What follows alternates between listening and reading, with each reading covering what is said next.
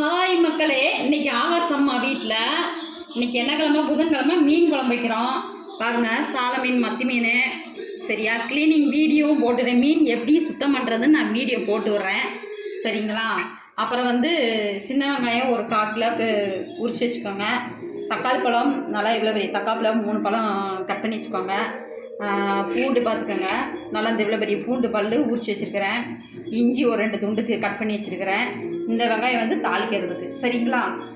அப்புறம் தேங்காய் பாருங்கள், தேங்காய் இவ்வளோட்டுக்கு தேங்காய் கட் பண்ணி வச்சுருக்கேன். கருவேப்பிலை தாளிக்க வச்சுருக்கிறேன். புளி பார்த்திங்கன்னா லெமன் சைஸும் கிடையாது, சும்மா இத்தினோண்டு குட்டியோண்ட புளி போதும்.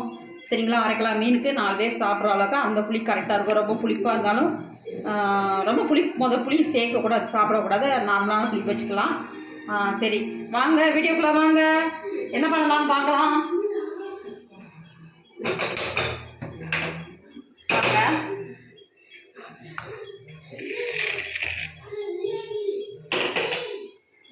மீன் குழம்புக்கு நல்லெண்ணெய் யூஸ் பண்ணுங்கள், நல்லாயிருக்கும், இன்னும் நல்லாயிருக்கும்.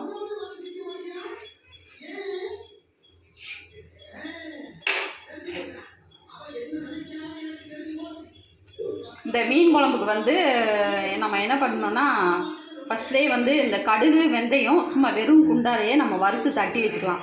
சரிங்களா? நான் அப்படி தான் பண்ணுவேன். நான் ஆல்ரெடி வறுத்து எடுத்து மிக்சியில் அடித்து எடுத்து பவுடராக வச்சுருக்கேன். அதனால் இன்றைக்கி நான் அந்த வேலை செய்யலை, டைரெக்டாக எண்ணெய் ஊற்றுறேன்.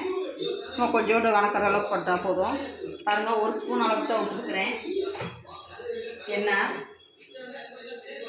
அந்த பொடியும் காமிச்சிடுறேன். பாருங்கள், இந்த அரைச்சி வச்சுருக்கிறேன். இந்த பொடி கடுகு வெந்தயம்.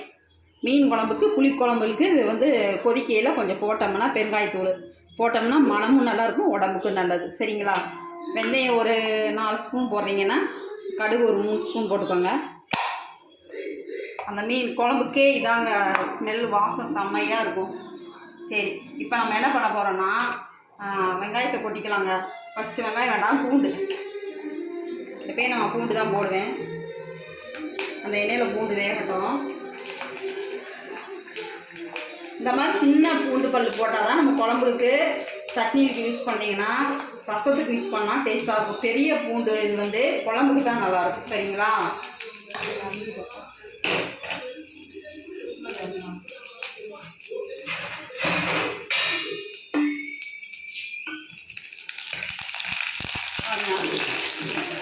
இஞ்சி கட் பண்ணி வச்சுக்க பாருங்கள். இஞ்சி ஏன் மீன் குழம்பு போட்டேன்னு பார்க்குறீங்களா?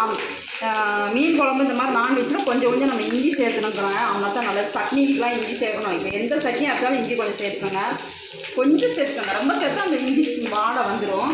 அதான் சும்மா கொஞ்சமாக சேர்த்தோம்னா அந்த வாடை வராது. இது இந்த மாதிரி சேர்த்தோம்னா உடம்புக்கு ரொம்ப நல்லது. இஞ்சி எதெல்லாம் கொஞ்சம் சேர்த்துக்கிட்டோம்னா பாருங்கள், அந்த இஞ்சி வெங்காயத்தையும் எல்லாத்தையும் போட்டாச்சு.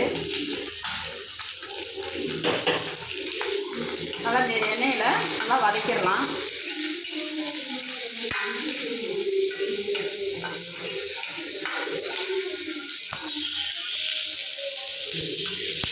பாருங்கள், இந்த வெங்காயம் செவந்துருச்சு, நல்லா செவந்துருச்சுங்களா? தெரியுதுங்களா? அப்போ நம்ம இதில் என்ன பண்ணணும், அப்படியே தக்காளி கட் பண்ணி வச்சுக்கணும்னா 3 பழம் அதை போட்டுடலாங்க.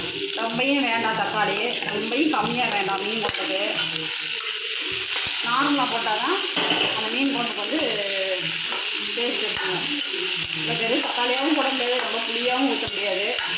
சரிங்களா? அவ்வளோதான், தக்காளி வணங்கட்டும். இது கூட ஒரு இது மட்டும் கருவேப்பிலை அப்படியே உருகி போட்டுருவாங்க. அவ்வளோதான். பார்த்திங்கன்னா மசால், வீட்டில் அரைச்ச மசாலு இது ஒரு 5 ஸ்பூன் எடுத்து வச்சுருக்கேன். நார்மலான ஸ்பூன், பெரிய ஸ்பூனில் ஓரளவுக்கு சின்ன ஸ்பூன் தான் 5 ஸ்பூன் வச்சுருக்கிறேன்.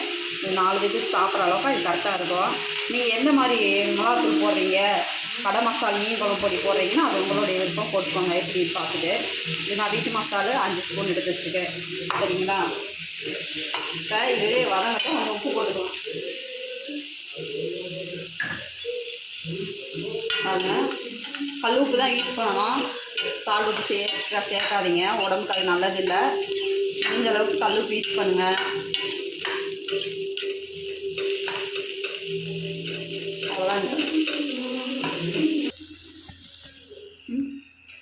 பாருங்கள், தக்காளி போட்டோமா, நல்லா வதங்கிடுச்சுங்களா? இப்போ நம்ம என்ன பண்ணலாம்னு கேட்டிங்கன்னா, அந்த தக்காளியோட இந்த மசால் ஒரு 5 ஸ்பூன் எடுத்து வச்சோம் பார்த்தீங்களா, அதை கொட்டிக்கலாம். கொஞ்சமாக கொட்டிக்கலாம். கொஞ்சம் புளியில் கரைச்சி ஊற வச்சுக்கலாம். பாருங்கள், பாதியை இதில் போட்டு நம்ம அப்படியே கிளறிக்கலாம். அந்த வெங்காயம், அந்த தக்காளியோட பூண்டு இதோட அப்படியே கிளறிக்கலாம். ஆற வச்சு நல்லா மிக்சியில் அரைச்சிட்டு இந்த குழம்பு மசாலா எப்படி கூட்டி வைக்கிறதுன்னு சொல்கிறேங்க.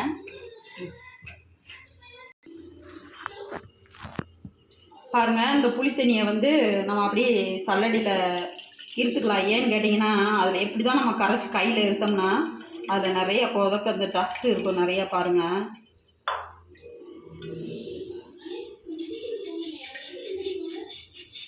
நல்லா இப்படி சல்லடையில் இது பண்ணிட்டீங்கன்னா நல்லா லிக்விடு மாதிரி நல்லாயிருக்கும். அதோட ரசத்துக்குன்னா தெரியாது, எப்படியா இருந்தாலும் அடியில் தேங்கிருங்களா, நம்ம மேலே ரசத்தை எடுத்து ஊற்றுவோம். அதனால் பிரச்சனை இல்லை. இது குழம்பு வந்து இது அப்படியே வச்சோம்னா நல்லா இருக்காது. புளி தண்ணி மட்டும் ஊற்றிக்கலாம்.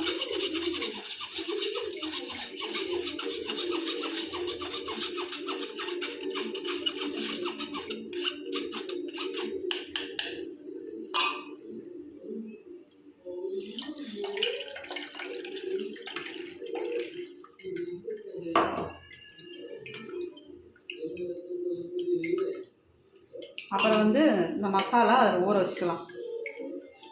ஊற வச்சுட்டு நம்ம வதக்கி வச்சிங்களா வெங்காயம், அதை வந்து அரைச்சிடலாம். இந்த பாருங்க, கொஞ்சம் பாதி மசாலா எடுத்து வச்சுங்களா, அதை இதில் ஊற வச்சிடலாம். புளி தண்ணியில் ஊறட்டும்.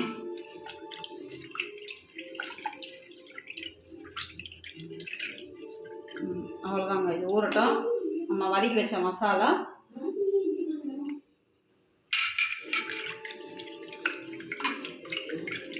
வச்சுக்கலாம். அதோட நான் பெரிய வெங்காயம் ஒன்று இருந்தால் போட்டுக்கலாம். என்கிட்ட இல்லை, நான் போடலை. போட்டிங்கன்னா இன்னும் டேஸ்ட்டு குழம்பு திக்னஸ் நல்லா கிடைக்கும். சரிங்களா, நான் எப்பயும் போடுவேன், போடலை. நீங்கள் இருந்தால் போட்டுக்கலாம். நான் இல்லை, ஆனால் போடலை. இன்னும் வெங்காயம் சேர்த்து போட்டுக்கிட்டேன்.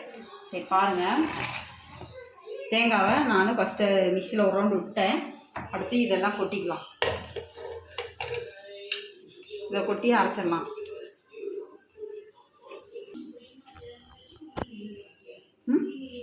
பாருங்கள், நான் மசாலா அரைச்சிட்டேன்.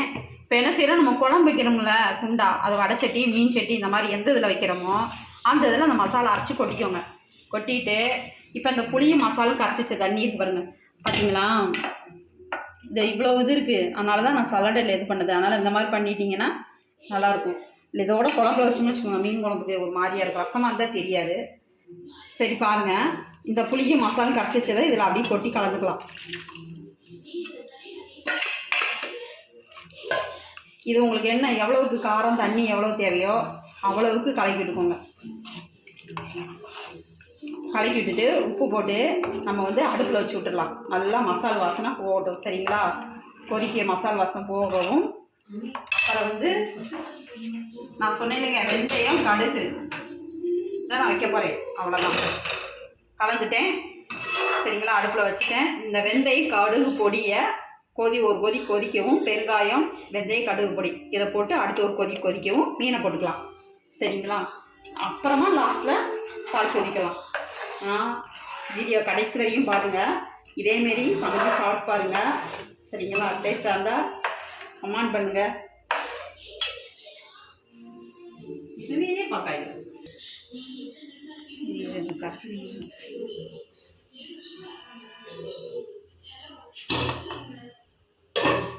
பாருங்கள், மசாலா நல்லா கொதிச்சிருச்சு.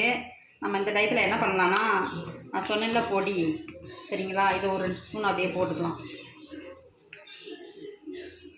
அந்த மீன் குழம்பு சும்மா கம்மன்னு மணக்குங்க. சரிங்களா, அந்த பொடி போட்டோம்னா அப்புறம் பெருங்காயம் போட்டுக்கலாம். சும்மா பெருங்காயம் சும்மா கொஞ்சம் போட்டுக்கலாம், போதும். அவ்வளோ உப்பு போட்டுக்கலாம். உப்பு, தக்காளி, வெங்காயம் வணக்கையில் கொஞ்சம் போட்டேன். அப்புறம் மசாலா குட்டைக்கில் சும்மா கொஞ்சோண்டு போட்டேன், அதுக்களவா. இப்போ மீன் போட போகிறதுனால உப்பு கொஞ்சம் போட்டுக்கலாம் தேவைக்கு. ஆனால் எங்களுக்கு இது போதும். கல் உப்பு சரிங்களா. இதை அப்படியே நல்லா கலரிட்டிக்கலாம் அந்த குழம்போட. வெங்காயம் தக்காளி நல்லா வதக்கி அரைச்சிட்டு குழம்பு வச்சோம்னா அந்த குழம்பு அப்படியே ஊற்றி மட்டும் வதக்கி சாப்பிடலாம். எதையுமே பெருக்கி வைக்க வேண்டாம். இந்த பிள்ளைங்க என்ன பண்ணுறது தெரியுங்களா, அப்படியே வெங்காயம்லாம் இருந்தால் எடுத்து வச்சுருவீங்க. அதனால் இதெல்லாம் எடுத்து வைக்க தேவையில்லை. இதோடனே பெரிய வெங்காயம் ஒரு வெங்காயம் இருந்தால் பெரிய பல்லாரி ஒன்று போட்டு இந்த மாதிரி வதக்கிக்கலாம். எப்போயும் நான் செய்வேன் இல்லை, அதனால் இந்த மாதிரி பண்ணிக்கிட்டேன். சரிங்களா, இப்போ என்ன செய்யணும், இது இன்னும் ஒரு கொதிக்கட்டும். கொதிக்கவும் நம்ம மீனை தூக்கி போட்டுக்கலாம்.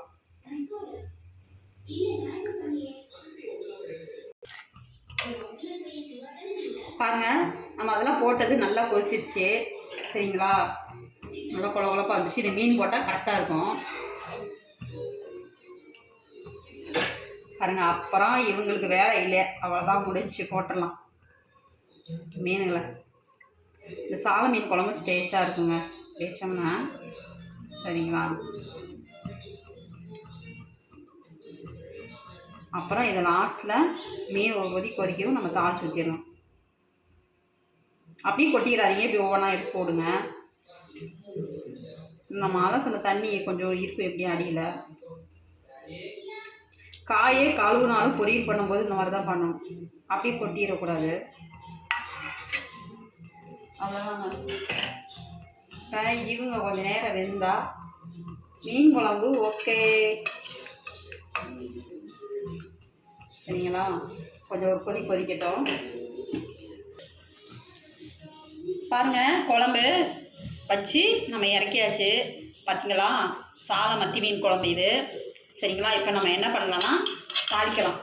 சரிங்களா, தாளிக்க நம்ம என்னென்ன போடணும்னா, எண்ணெய் நல்லா காஞ்சிருச்சு. பார்த்திங்கன்னா கடுகு வேண்டாம், வெந்தயம் வேண்டாம். இதுக்கு மீன் குழம்புக்கு போடுவாங்க. ஏன்னா நான் தான் பொடியாக அரைச்சி போட்டுட்டுங்களா, அதனால் நம்ம என்ன செய்யலாம், சும்மா இந்த ஒரு டீஸ்பூனுக்கு பெருஞ்சீரகம், அதே ஒரு சின்ன சீரகம், அவ்வளோதான். வெங்காயம் போட்டுக்கலாம். அந்த மீன் குழம்புக்கு நல்லா வெங்காயம் நிறையா போட்டு தாளித்து சாப்பிட்டா நல்லா டேஸ்ட்டாக இருக்கும்.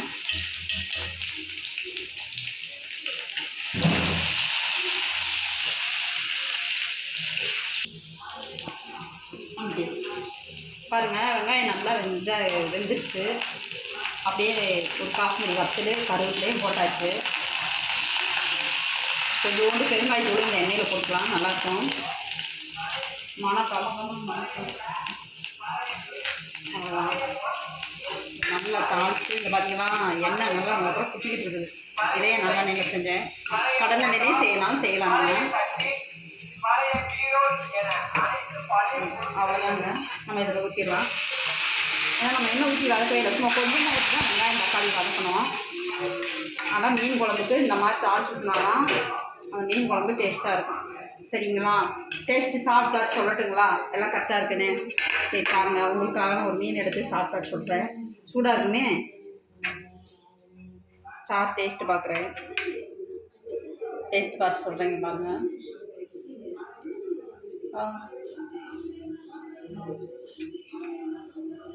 சூப்பராக இருக்குங்க. சால மீன் குழம்பு சொல்லவே வேண்டாம். செம்ம டேஸ்ட்டு. மீனும் நல்லாயிருக்கும், சாறு நல்லா இருக்கனால மீனும் நல்லாயிருக்கும். அதனால் நீங்கள் இந்த வீடியோ பிடிச்சா லைக் பண்ணுங்கள், சப்ஸ்கிரைப் பண்ணுங்கள், கமெண்ட் பண்ணுங்கள், மறக்காமல் சப்ஸ்கிரைப் பண்ணுங்கள். அப்படின்னா தான் நான் போடுற வீடியோ உங்களுக்கு தொடர்ந்து வந்துட்டுருக்கோம். சரிங்களா, பாய்.